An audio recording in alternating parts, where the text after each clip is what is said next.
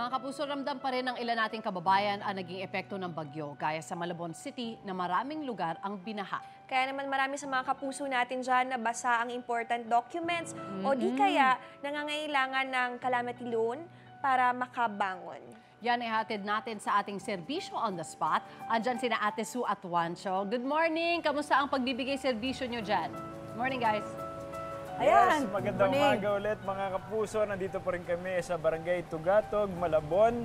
At kamakailan lang ay dineclare itong lugar na ito na state of calamity. Gawa po ng matinding pagbaha. Pero ngayon po, alam mo kasi umabot daw hanggang Baywang, yung ilang lugar dito. Kaya naman talaga kailangan ilagay sa state of calamity para maging mabilis yung pagbibigay ng serbisyo sa mga kapuso natin dito, Juancho, Yes, di ba? of course. So, may mga kailangan tayong tulungan dito, Juancho. at tayo magbibigay ng serbisyong totoo para sa mga kapuso natin dito sa Barangay Tugatog.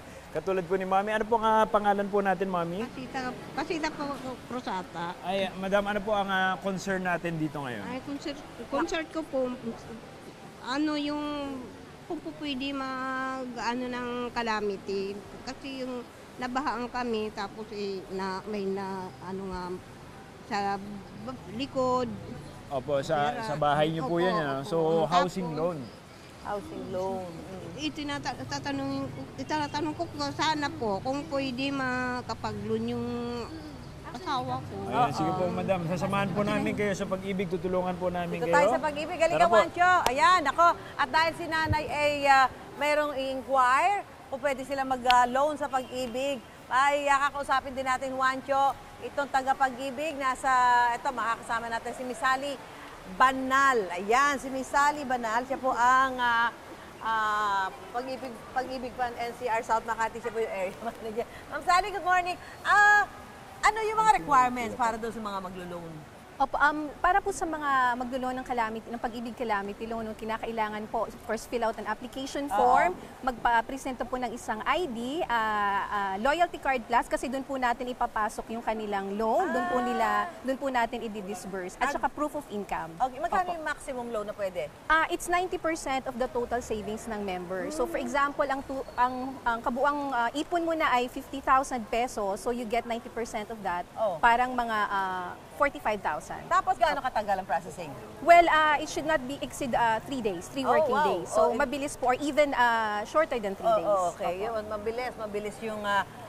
mabilis yung pag-process para mas mabilis ding magamit ng mga kapuso natin. Miss Ali, thank you so much. Thank you. Samantala, ito punta naman tayo dito sa habang ina-assist ni Anjo, Juancho, itong ating si nanay doon sa kanyang inquiry sa pag-ibig. Ito naman tayo sa GSIS, si Mr. Daty Manampan. Sir, good morning!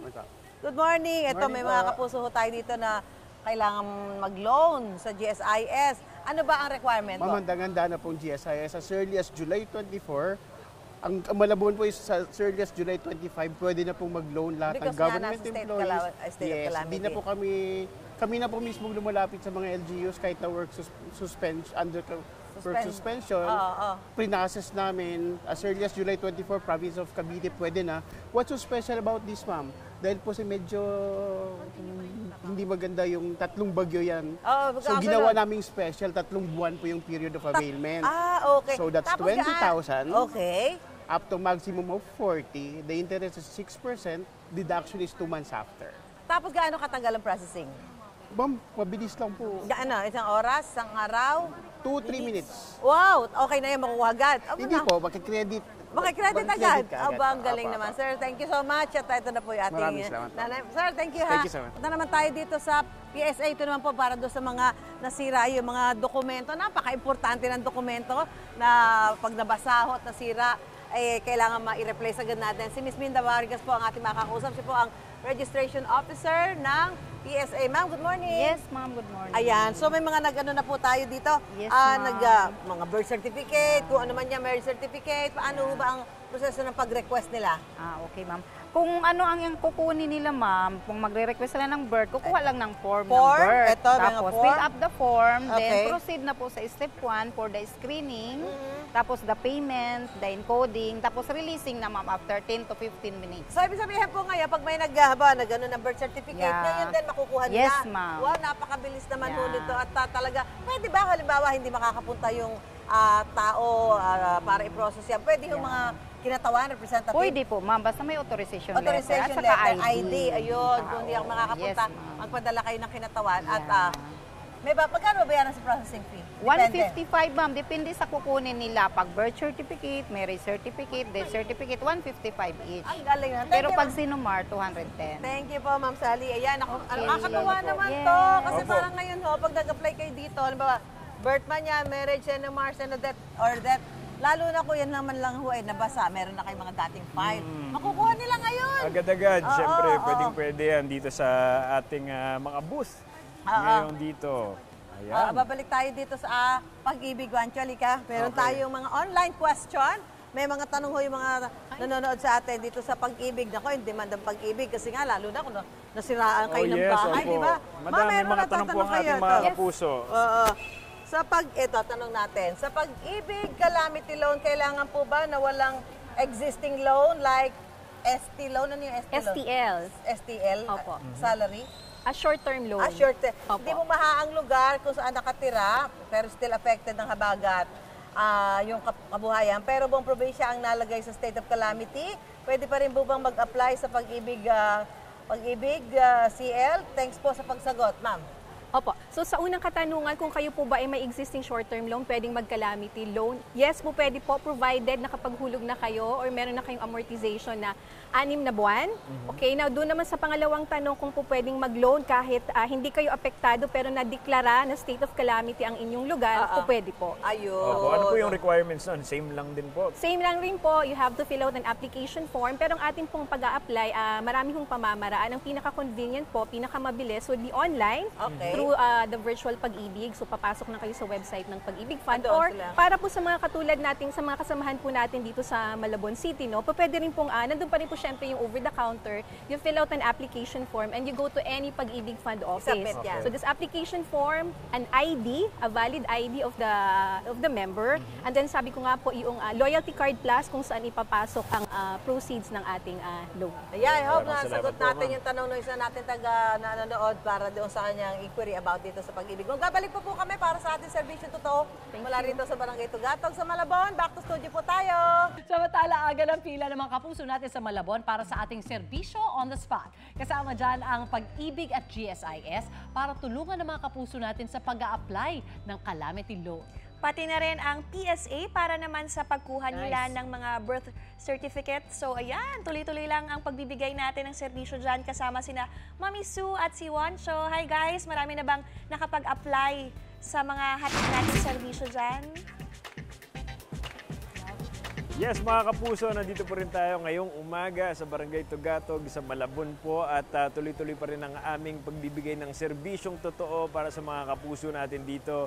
At ngayong umaga ay namimigay po tayo ng tinapay para sa mga kapuso natin. At maraming salamat nga pala sa ating mga kaibigan from Celadonia's Food Products para magbigay ng breakfast para sa mga kapuso natin dito sa Barangay Tugatog. At syempre, dahil tuloy-tuloy pa rin ang ating pagbibigay ng serbisyong totoo, kasama pa rin natin ang iba't ibang ahensya ng gobyerno na si Mami Sue. Kasama po ang Pag-ibig ngayon. Mami Sue, kamusta kayo dyan? Thank you, Wancho. Dito pa rin ho tayo dito sa mga kapartner natin para sa ating serbisyong totoo today. Ito muna tayo sa Pag-ibig. Ayan, yung pwede ho mga serbisyo ibibigay nila. Pwede kayong mag-inquire about your regular savings, virtual Pag-ibig, Pag-ibig loyalty card, multipurpose loan, Pag-ibig housing loan, at MP2 savings. Sir, kumusta po ang anong in-avail nyo? Calamity loan po. Calamity loan, saan gagamitin? Napinsala ba kayo? Okay na raw. Opo. Okay. Virtual Pag-ibig na lang po. Ayun, so makukuha nyo na agad? 2 to 3. 2 to 3 working days, pwede na. Okay, so okay. Taga rito kayo? Opo. Ayun. Tiga-tusuya, ma'am. Letre. Ayun, dumayo kayo dito. Salamat sa pagpunta. Ayan, isa na naman yung kapuso natin na medyo na-assist ng Pag-ibig. Dito sa Mancho, dito tayo sa GSIS. Sir, kumusta yung mga nag-i-inquire dito? Ma'am, sinimplihan po namin sa GSIS eh. Pag nag-loan through GSIS Touch, wala ng papel, Wala na. ng proof of residence. Ibig sabihin, ina-identify na lang po namin yung lugar based on the zip codes. Apo. So, ang dali na lang po lahat. And then, dire-diretso na, yung kanina po, 2 minutes, tapos na pa. Wow, so, ayan, one chart to nga si 2 minutes. Ayan si ma'am. Kumusta po kayo? Napakabilis po talaga mag-process dito sa GSIS. Katulad po ni Madam ay nakapag-loan ka agad. Magkano po ang inyong na-loan, ma'am? 20,000. Opo, so gano'ng kabilis po na-process ang inyong... Wala pang 5 minutes. Tapos, Na, GSI task. ay, ganun po talaga. So, ang process po ay pag-compile muna ng mga requirements and then yung application and then agad-agad po kayo i-assist. Aha. Paperless na po talaga tayo dito sa GSIS. Maraming salamat po, Madam. At syempre, maliban po dito, meron po tayong PSA. Nandun po si Ma'am Isu ngayon sa PSA. Thank you, Juancho. At kami mga kapuso natin. Nakakatuwa naman talaga yung mga taga Malabon, lalo na yung mga nakapanood sa atin. Pumunta ho dito. Ma'am, kumusta po? Nakuha nyo na? Ano yung kunuha nyo? Birth certificate po. Nabasa ba yan? Opo, nakuha nabasa po nyo na. Oh, in ilang minutes? 5 minutes lang po, nakuha ko na po kaagad. Ayan. So ito ho yung mga kapuso natin na kasi ho, in 15 minutes pwede nga ho makuha. Birth certificate yan. Opo. Ma'am, ikaw, ano na stage? National ID po. Okay na? Opo, saglit lang po namin nakuha. Ilang minutes? Wala pa pong minuto eh. Wala pa raw minuto, segundo lang. Taas mga saan gagamitin yan? Sa ano po, National nano po kasi ID. National ID po. Oh, parang Nano po ng mapag- baka kasi yung ano namin, National ID. Oo, Kaya nga. kumuha po ako. Oh, buti talaga at napanood Opo. nyo sa unang hirit. Opo. Naman, salamat naman.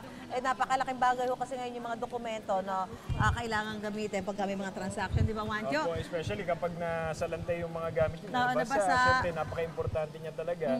At pwedeng makuha nyo. At hindi lang pagkuha ng mga requirements, pati po pag-consult sa iba't Pag-consulta ibang sa kanila. agency ng mga government dito, pwede nyo gawin. Nakakatuwa, lalo na nga ho dito sa PSA kasi yung iba ho dyan, talagang iba niya, papadeliver mo, papaghintay ka pa ng ilang araw. Pero dito ho, instant, kung lalo na kung talaga nawala lang o nabasa, pwede nyo makuha in a matter of minutes. Minutes or seconds. Salamat sa mga partner natin dito, Pag-ibig, GSIS at PSA sa binigay nyo serbisyo totoo sa mga kapuso natin dito sa Barangay Tugatog, dito po sa Malabon. Back to studio po, magbabalik kami mula dito sa Malabon ni Juancho. Back to studio. Wait! Wait lang! Huwag mo muna i-close. Mag-subscribe ka na muna sa GMA Public Affairs YouTube channel para lagi kang una sa mga latest kwento at balita. I-follow mo na rin ang official social media pages ng Unang Hirit. Thank you. O sige na,